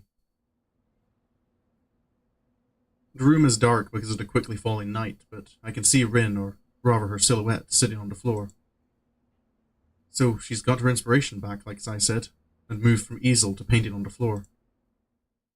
Before I manage 5 steps, I stop, frozen in my tracks. Rin is sitting on the floor with her legs under her. Something in the atmosphere of the room changes. A little thing, not consciously noticeable, but it changes. Perhaps a timid current from the open door, or a minute change in air pressure. The sound of my breathing, even though I notice I haven't taken a breath for many, many seconds. The aura of my presence. That something catches Rin's senses. She stops moving, freezes, and slowly turns to the door. Here we go. Oh no. Okay, is this bad? I imagine, not see, the horror on her face, like a fawn's eyes staring at the hunter. I wonder if Rin can see my expression, but at least she doesn't have the strength or the spirit to look straight at my eyes. So she droops her chin against her chest, letting her mess of hair hide her face from me even further. I feel like I should either walk out or walk to her, but I can't do either. I told you to stay away. Her words are defeated, painful, as if she was suffering. There's no way I can back off anymore. I lost that chance, so I do the next best thing. I quickly avert my gaze, even though Rin doesn't see what I'm looking at. I'm sorry. I didn't think. It's not like that. Her voice is raspy, shivering from held-back tears or something else. She is shaking, looking like she is physically in pain. It's not like that. I had no idea what it really means to change, but I know now that you have no idea what I've had to do and all the things that pass through, and I think I forget. I really don't. They just build up inside and grow and grow and grow until they flow out like a flow of everything that's ever been wrong. I can't take it. I can't think of the things I want because there's only so many things that I can think. 4, 6, 7, doesn't matter. It's never enough. I have to let this out. I have to destroy, forget it, and nothing else. Rin is mumbling her words into the air more than talking to me. It is the rambling, ranting, raving speech of a lunatic, even and steady in tone, but taking the form of a never-ending stream of words almost simultaneously spawning from between her lips. It feels like she forgot it is me who is present, or that someone actually is present. Maybe she vaguely recognizes what is real and what is not. Maybe in her mind I am a voice inside her head. She looks more broken than I imagined a human person being capable of. and the hospital and school have given me some real perspective on that. I remember the hazy blue smoke and myself wondering what Rin would do for the sake of art. The realization that Rin really is always serious hits me with its entire weight. She really and truly would destroy herself if her art required it.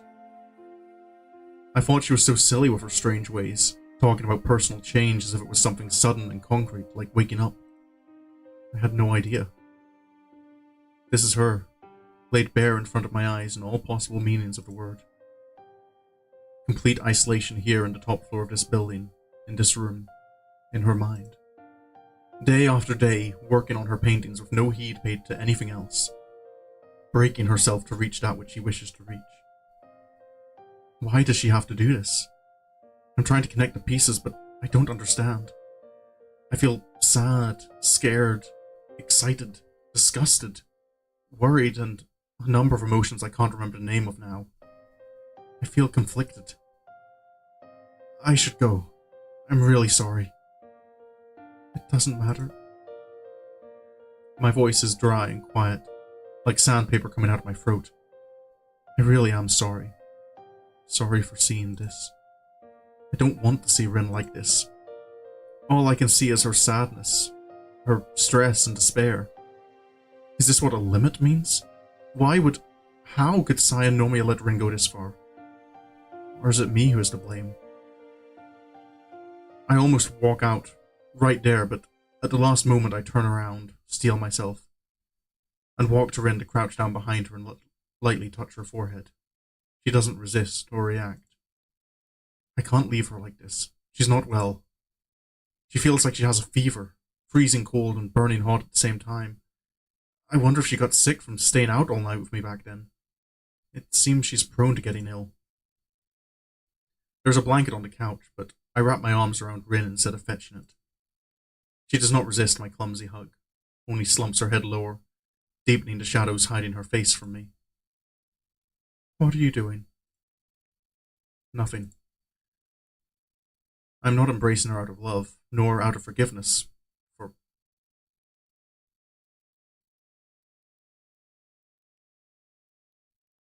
Oh.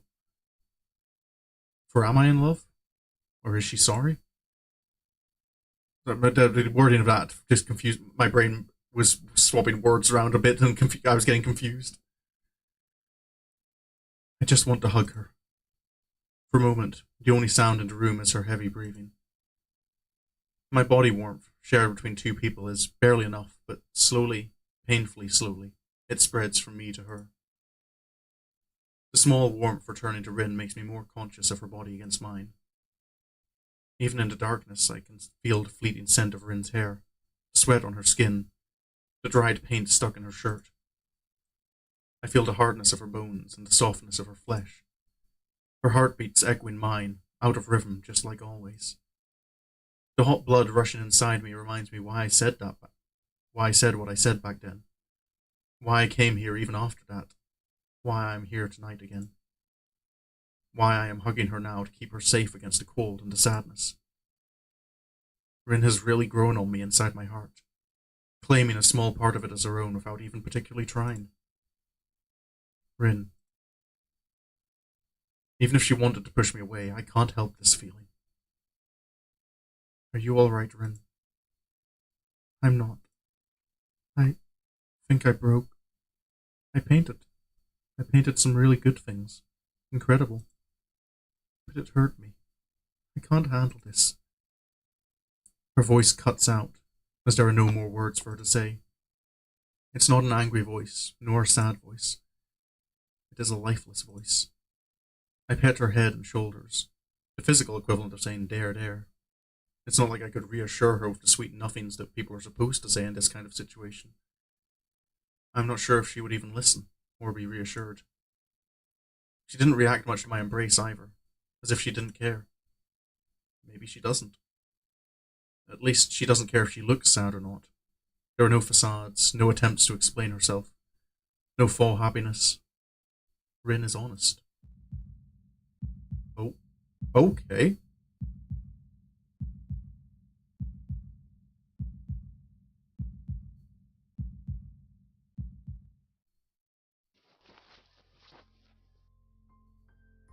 Okay.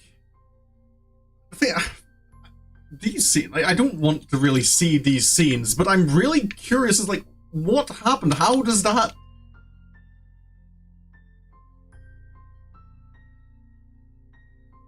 Like, well, I'm confused. And I feel like something kind of significant had to happen there, right? Like, what led into that?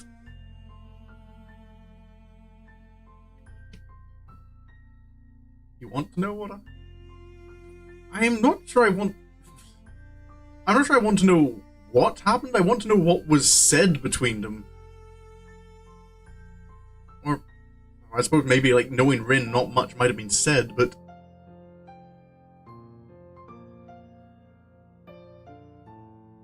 I'm... confused. Her being half dressed the way she was. Like... Oh.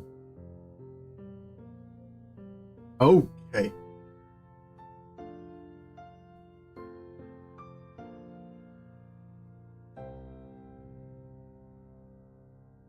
Sex and Rin's root matters for her overall story. Okay. That is the one thing that kind of... Oh, hello Henna. Welcome to the stream. You've chosen a time to pop in. I am doing well.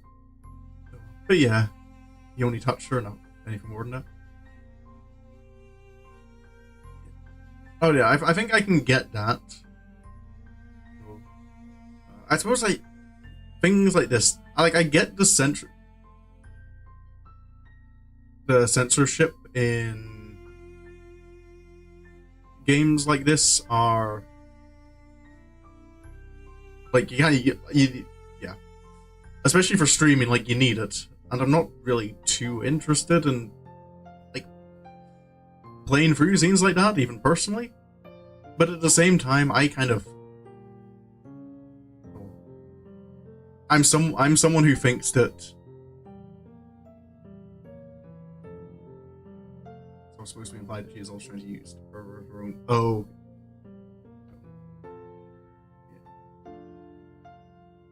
Yeah, I'm someone who likes. To me, sex and intimacy is quite like it's an important part of a relationship, and how it happens and such has meaning. So especially in like stories like this that are kind of about the relationships between these characters, I feel like you can miss out on quite a bit. You invite me to use it? I'm not quite sure what you mean by user chat, Henna.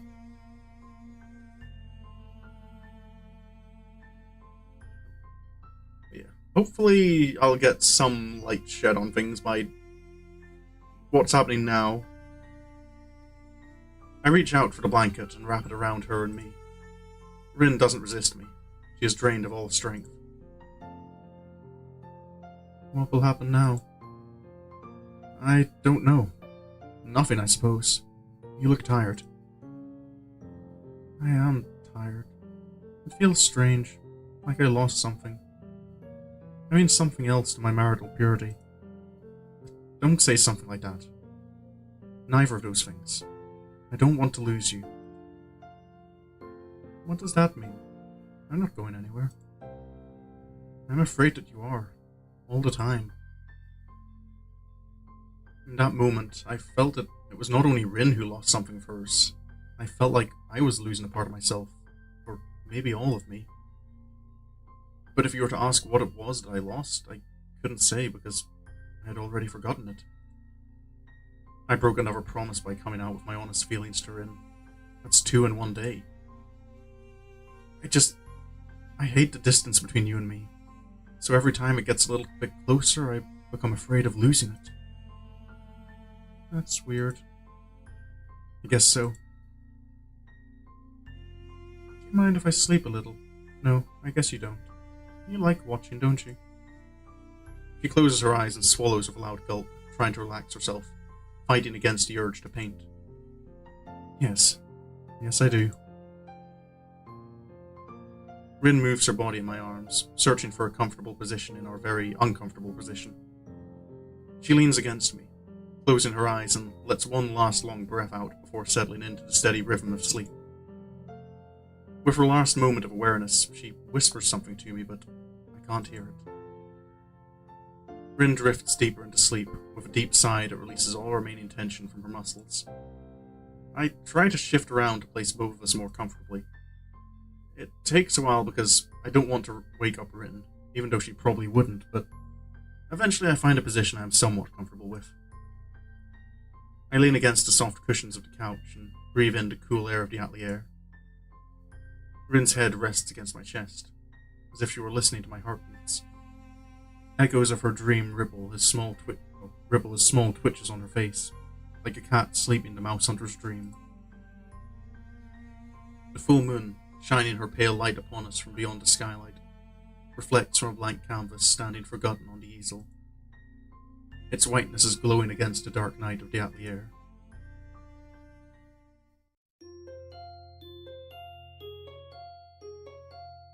Alrighty. It was not where I was expecting that scene to go.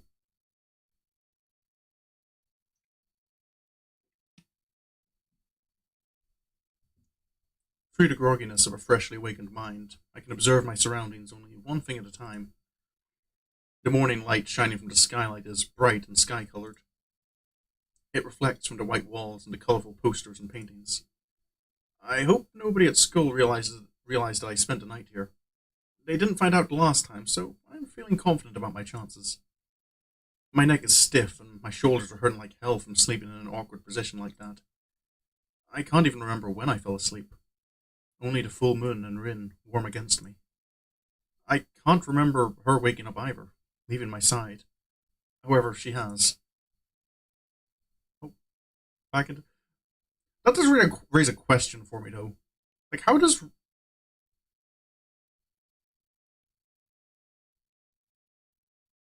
Rin get in and out of that outfit? School hasn't figured it out yet.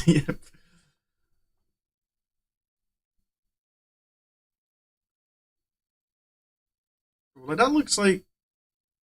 Oh, what are they called? My brain is completely blanking on the word for what that piece of clothing is called. I can't remember. But yeah, it feels like that'd be quite difficult to, like, without the use of her arms, to get in or out of.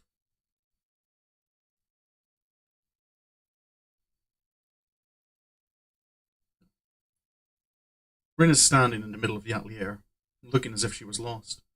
She's not looking at anything I can see, not doing anything, just standing there. She's managed to dress up a little by herself, a strange thing. I thought that at least would have been impossible without hands. I get up and walk to her, patting her on the shoulder to get her attention. Hey. She flinches at the contact. I've never seen Rin flinch. Rin looks a bit panicky. Overalls impossible with no arms, button up she needs help. Using bits of amputees to go. Oh yeah, I suppose. I'm just kind of... Well, it just looks like it would be like particularly difficult for put that kind of overalls on.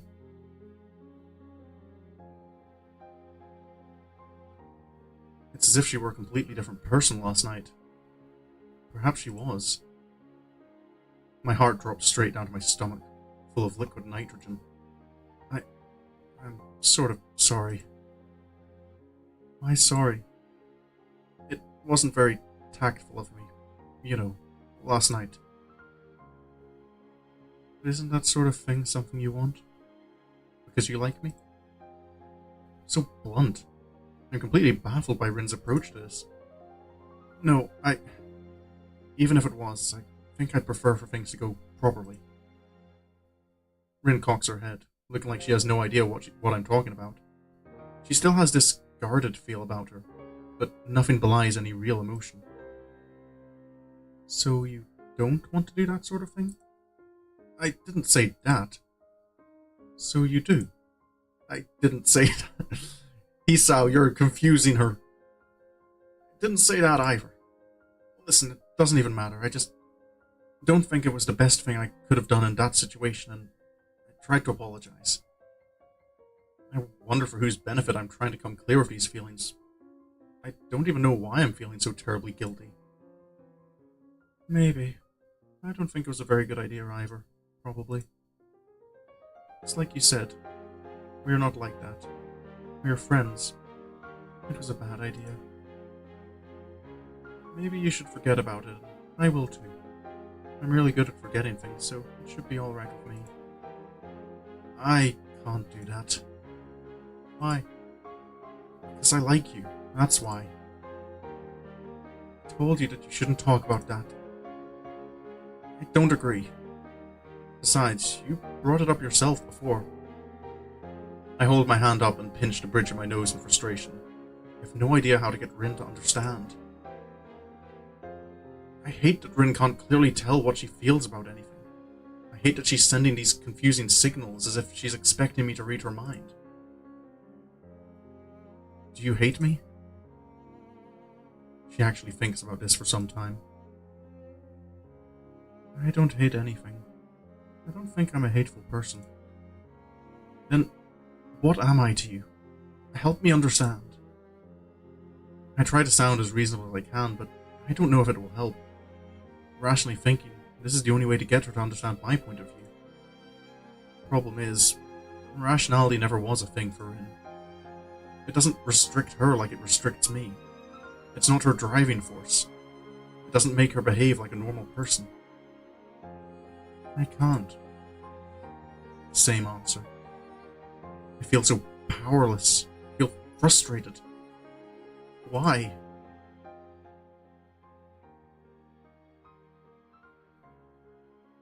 I don't think you'd understand. I'm not sure if I do. Boy.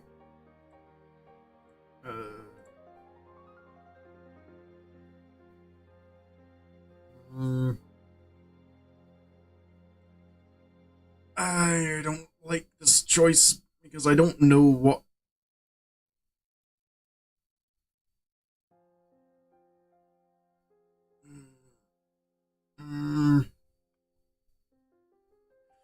Because I'm confused about what the emotion, like, what tone each of these are set in. Like, I'm leaning more towards then explain, but then also I'm kind of like, is that like a demand? Like, are you making that like a demand? Is that a... Well, explain it to me then. Or is it a... Well, can you try and explain? Like, what's the...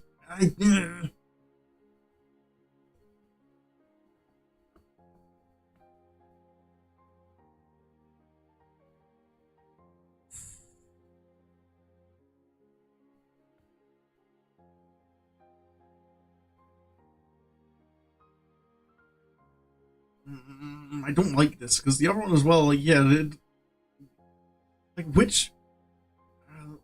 I want to go for, like, the calmer option, but I don't... Neither of them, like, give any indication of, is it calm or not?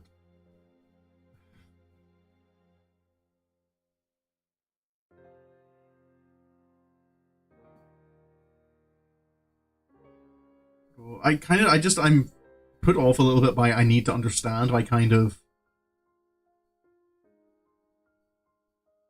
It's something about it just kind of rubs me the wrong way about it, making it kind of like a making it a need, like kind of you have to explain almost. Hopefully I don't regret this choice. Fine, then explain to me. I can't. Same old stupid pattern emerges again. Me asking her questions to which she replies with answers that don't answer anything because it's the only way we can converse. Apart from me listening to her blabbering about whatever, which isn't really a conversation. Is this a play? Are there some unseen rules that we have unknowingly set ourselves into, dictating the rules of engagement whenever we see each other, inevitably leading to us hurting each other? Her nonchalant answers accompanied by even more nonchalant shrugs leave me none the wiser. I hate it. I went with the top choice, the Explain then, or then explain, which I am already feeling like might have been a bad choice. So, I don't know what to say myself. I want to be angry. I am angry, but I also feel so powerless. Would anything I say matter at all? It's fine if you want to turn me down, but at least do it properly. And if you do, then last night was definitely a mistake. In fact, this whole thing might have been a mistake. I don't want to turn you down. So, you can't decide? Why are you playing with me like this then? I get the feeling, Hisao, it might be... Is it a temporary thing that kind of she wants to focus on the exhibition? Or... I admit I don't understand either, but... Hug, then ignore me. Kiss, then ignore me. Play me like a fiddle, is that it? Kiss me, then forget again. My voice is sounding very angry again, even to myself. Rin too finally catches the mood and her curious expression changes instantly to something more uncharacteristic. No. She leaves it at that, her eyes restlessly wandering around, searching the room as if the words she tries to find were written into paintings she herself has wrought. You need patience, Hisao. At the very least, like, if she is going to say something, it's going to take her time to find the words. Then what? I needed to paint, so... Paint. My vision is filtering through the blood-red lens of unbridled anger. Hisao, you need to fix your temper problem. I don't like this. Don't give me that, Rin. I'm not some damn muse of yours free to be abused for the sake of painting. I am not some medium for whatever you aspire to. I am me. There's a limit to selfishness. Rin looks down at her toes and wiggles them a little melancholically, while she takes in my outburst without saying anything to defend herself. Only after I've finished does she try to respond somehow.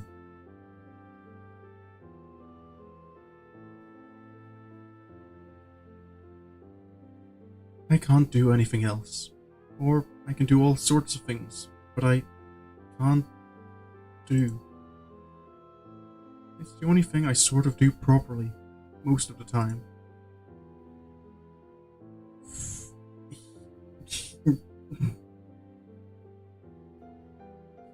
See, if anything is putting me off Katawa Shoujo, it is Hisao's. Like, this...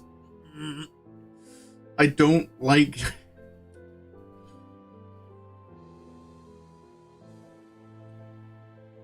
He seems to definitely be lacking patience. Well, at least when it's important. Yeah, not much I figured out by myself, thanks. Art first, everything else second, or thousandth. Okay, Hisao. Now you're just getting hypocritical. Ever pause to consider things from a perspective other than yours? Yeah, Hisao, how about that? Have you ever considered that you're as difficult for Rin to understand as she is for you? I snarled words from between my teeth. They taste like poison anyway. Rin is positively alarmed by now, so at least she's not completely dense. But it seems that she doesn't understand what I'm angry about. Can't believe even she could be so stupid. I didn't want to... This time it's Rin who interrupts herself in mid-sentence. Don't you understand? I can't. Can't what? She doesn't get a word out of her mouth. You never explain yourself. How am I supposed to understand anything if you never say anything? Why don't you ever talk? Say something! But she doesn't. Venting my anger at her feels satisfying, and being satisfied about it feels terrible, but I can't stop myself. Is somewhere between 6 and 18 spent more than... Yeah. Oh, you'd hope that, you know, having that time in hospital and all that would maybe give him a bit of understanding for people. Like, have a bit of empathy. I tried to discern some hints of her reaction through my adrenaline-distorted vision. My feedback was not the best kind, but I hope Rin got the clue that she can't just ignore everything else whenever she feels like it. Hisao. I'd hate it if she didn't. She never ever listens to anything. She's so unaffected by the world around her. Not this time, it seems. Her body is shaking, like from holding back tears, but I already know that Rin is not crying. Go away. Teenage... do the opposite in short term? I suppose, but... just because it might make sense for him to act like this doesn't mean I have to like it. Go away, Hisao. I'm sorry. I can't deal with this. Her voice is tiny and tired as she says this, but I hear the words clear as day. The blunt, hollow remark is a fitting conclusion to this unpleasant discussion that became an even more unpleasant and very one-sided yelling match. I leave the atelier, feeling angry and guilty. I never believed we would end up like this. I'm not like this. Rin is not like this. No matter how infuriating, unbearable, and outrageous Rin is, this is not like her. She really did change. Picked a pretty bad choice. How was I supposed to know? The game does not give us much indication of it in any way, like...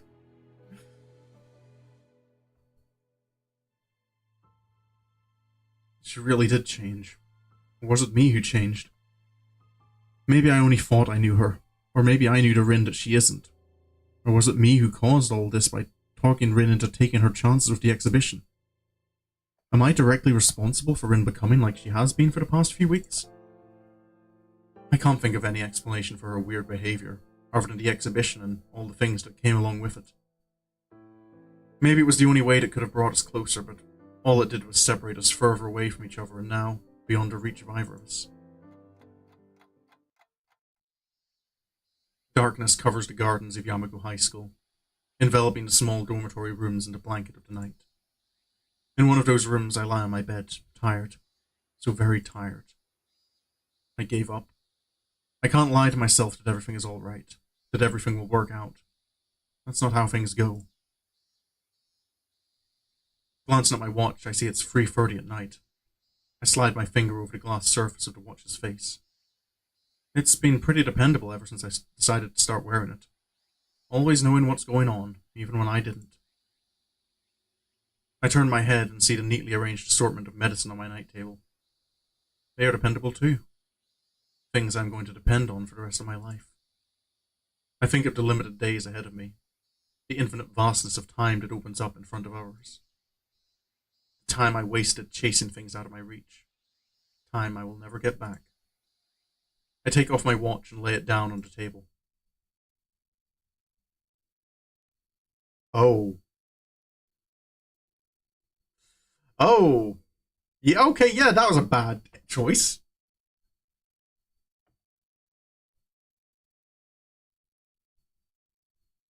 No music or anything, just credits.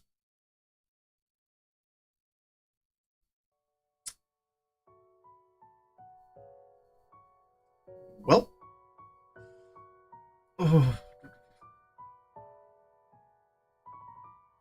Oh. You know what? I think I might finish the stream there. I know it's a bit, like, fairly early. But one, I feel like... You got to send two because you're overthinking and felt like picked wrong. Yeah, some choices are, like, do feel like very... Like, there's no indication of, like, what you're actually choosing.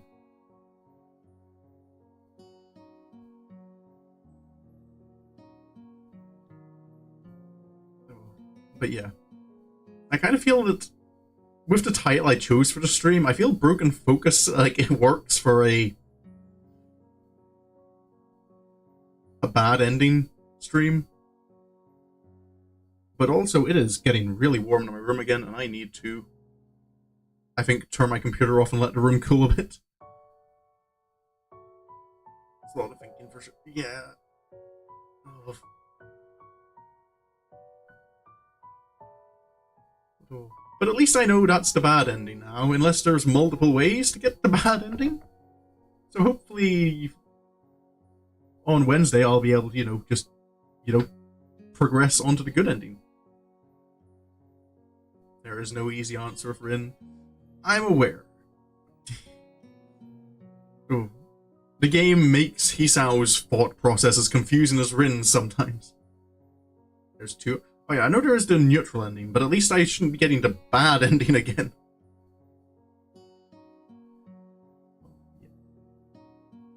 Oh, but yeah, I really do need to go and cool down a little bit. That was rough. I hate that that's the... I hate that that's the way it ends. But at least I know there is a good ending out there. At least I can maybe be more confident in getting to it.